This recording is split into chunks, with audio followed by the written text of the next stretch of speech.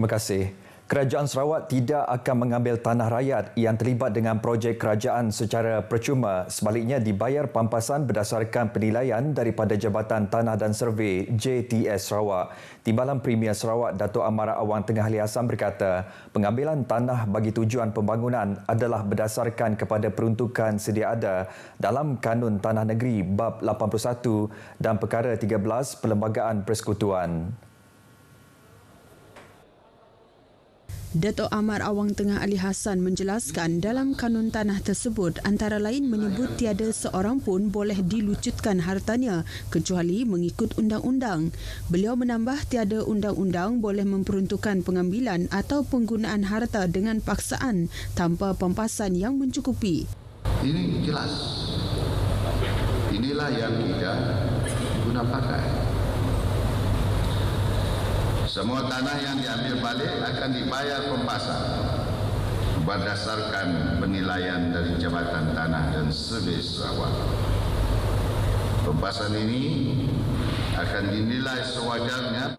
Beliau berkata demikian pada Majlis Penyampaian Cek Pampasan Tanah Jalan Merudu Sungai Baji Sarike di Dewan Suara Sarike. Beliau juga memaklumkan pampasan tersebut akan dinilai sewajarnya berdasarkan tanaman yang ada, struktur binaan dan saiz tanah yang terlibat mengikut nilai semasa. Dato' Amar Awang Tengah berkata, kerajaan sentiasa berusaha memberikan kemudahan dan memperbaiki ekonomi rakyat agar tiada yang ketinggalan daripada arus pembangunan. Pada majlis tersebut, sejumlah 7.9 juta ringgit cek pampasan tanah telah diserahkan kepada 162 orang penerima bagi projek naik taraf jalan di Jalan Merudu Sungai Baji Sarike. Projek yang melibatkan naik taraf jalan sedia ada sepanjang 3.5 km bermula dari Jalan Rentap sehingga persimpangan Jalan Merudu Meruton.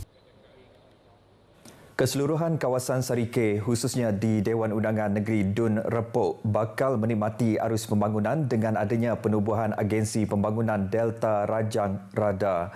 Menurut ahli Dewan Undangan Negeri Dun Repok, Dato' Sri Huang Tiong Si, kepimpinan kerajaan negeri yang diterajui oleh Kerajaan Gabungan Parti Sarawak GPS akan menjadi nadi penggerak dalam merancang, menyelaras, melaksana dan memantau secara berterusan rancangan-rancangan pembangunan untuk kesejahteraan dan kemakmuran rakyat di kawasan itu. Kerajaan Tekad Development Agency Rata baru-baru ini dipengurusikan oleh Yang Berhormat Dato' Haji Lim Talib Saleh merangkumi seluruhan kawasan Repok. Jelas menunjukkan bahawa Repok turut dapat menikmati arus pembangunan di bawah kepimpinan Yang Amat Berhormat Premier. Beliau berkata demikian pada Majlis Penyampaian Cek Pampasan Tanah Jalan Merudu Sungai Baji Sarike di Dewan Suara Sarike. Datuk Seri Huang turut menekankan pembangunan infrastruktur merupakan asas kepada pembangunan sesuatu kawasan, khususnya pembinaan jalan raya yang akan menjadi perhubungan dari satu kawasan ke kawasan lain. Dengan adanya jaringan perhubungan dan pengangkutan yang efisien, ia akan memberi manfaat serta memudahkan urusan rakyat selain meningkatkan pembangunan ekonomi dan sosial setempat. Baik saudara, pertandingan akhir bintang P.Ramlee peringkat kebangsaan anjuran RTM Sarawak dengan kerjasama kerajaan negeri akan berlangsung pada 22 Oktober ini. Manakala pertandingan akhir bintang kecil peringkat kebangsaan pula akan diadakan pada 24 Disember depan. Ketua Pengarah Penyiaran Datuk Cik Roslan Cik Daud berkata, kedua-dua program berkenaan akan diadakan di Stadium Perpaduan Petra Jaya di Kuching. Pertandingan akhir bintang P.Ramlee peringkat kebangsaan akan disertai 12 peserta dari 6 zon seluruh negara dan untuk pertandingan akhir bintang kecil peringkat kebangsaan akan melibatkan seramai 10 orang peserta. Kita harapkan program ini akan mendapat sambutan yang istimewa daripada masyarakat setempat, bukan sahaja di Sarawak dan ditonton oleh rakyat Malaysia secara keseluruhan. Kali terakhir pertandingan akhir bintang Piramli peringkat kebangsaan diadakan ialah pada tahun 2018, manakala pertandingan akhir bintang kecil peringkat kebangsaan pada 2019. Datuk Cik Roslan berkata demikian kepada pemberita selepas melakukan kunjungan hormat terhadap Yang di-Pertuan Negeri Tun Pehin Sri Abdul Taif Mahmud di Demak Jaya, Kuching. Kunjungan tersebut bertujuan untuk menjemput Tun Pehin Sri Taif menghadiri kedua-dua program itu. Turut hadir ialah Pengarah Penyiaran Negeri Sarawak, Nasrul Hakim Muhammad Noh. 7 ejen pelancongan dari Singapura akan berkampung 4 hari di Kuching bermula hari ini dalam usaha menghidupkan semula sektor pelancongan Sarawak pasca COVID-19.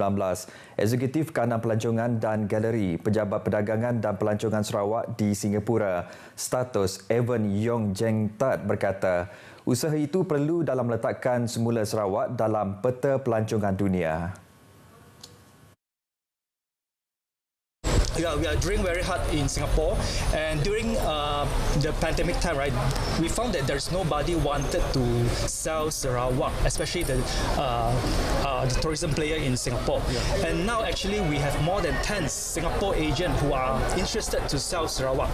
Namun katanya dengan usaha berterusan pihaknya, ejen pelancongan negara itu bersetuju untuk meneroka kelebihan negeri Sarawak yang akan bermula dari Bandaraya Kuching. Evan ditemui media selepas majlis ketibaan ejen pelancongan dari Singapura di lapangan terbang antarabangsa Kuching. Status katanya akan terus membawa masuk pelancong ke Sarawak selain meningkatkan nilai dagangan negeri ini. Sementara itu, ejen pelancongan yang ditemui akan memastikan pelabur turut mempromosikan Sarawak. To make sure that all the main players come in to promote Sarawak, that's the best first step that you can do. Yeah. Moving further, we hope that we can bring much more tourists coming in. Agensi Penguatkuasaan Maritim Malaysia, Zon Maritim Miri menahan sebuah bot tunda bersama tongkang pada jarak lebih kurang 1.7 batu nautika barat muara Sungai Miri semalam.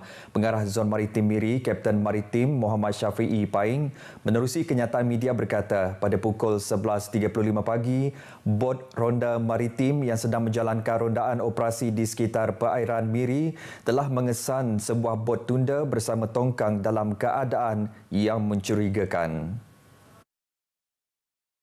Kapten Maritim Muhammad Syafiee menjelaskan hasil pemeriksaan mendapati lesen bot tunda tersebut telah tamat tempoh dan tiada mempunyai permit untuk membawa batuan daripada Jabatan Tanah dan Galian. Tambahnya, semua 6 kru terdiri daripada 2 warga tempatan, 2 warga Indonesia dan 2 warga India yang berumur dalam lingkungan 22 hingga 53 serta bot tunda bersama tongkang ditahan. Bot tunda kemudiannya diiring masuk ke jeti Pusat Tahanan Vessel Kampung Pulau Melayu untuk siasatan lanjut. Kes akan disiasat di bawah Ordinan Kapal Saudagar 1952 Palang 60 kerana lesen tamat tempoh. Baik saudara, sekian berita dari Sarawak. Kita kembali bersama Atikah di Angkasa Puri. Silakan Atikah. Baik, terima kasih Bu Mau.